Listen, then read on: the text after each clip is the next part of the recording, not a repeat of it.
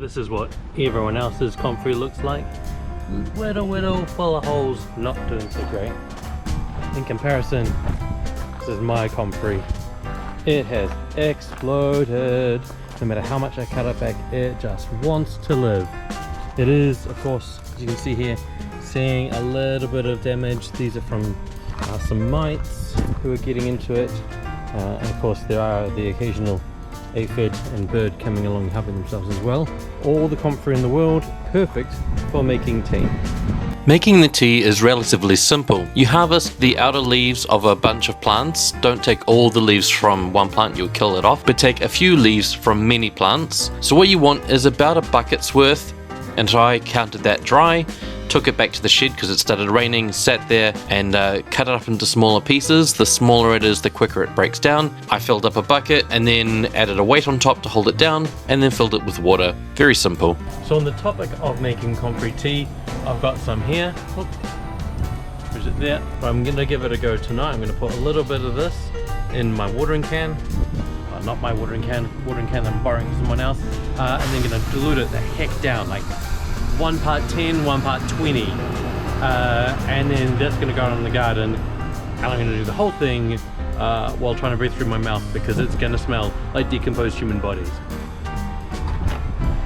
Okay, so just for context, right now I'm going to put a time lapse of me brewing the comfrey tea over the last couple of months, and that's going to be on the screen now while I quickly uncover the tea. Oh jeez. It has done a really good job of breaking down, and it's got skin on here. Oh, that is something. So that goes a little bit more, why not? It goes into a watering can, the lid goes back on this lovely chap. Breathe through your mouth. Oh, there we go. And then I go off to fill this up. Now, as I've mentioned a couple of times, comfrey tea is a very smelly thing to be working with. It does smell a little bit like decomposing flesh, so I would recommend that you only wear clothes you don't mind getting stinky. When you're handling it raw, I find it has a skin irritant, so I would recommend you wear gloves and that you use secateurs or similar things for cutting up rather than ripping with your bare hands, because you will feel the burn.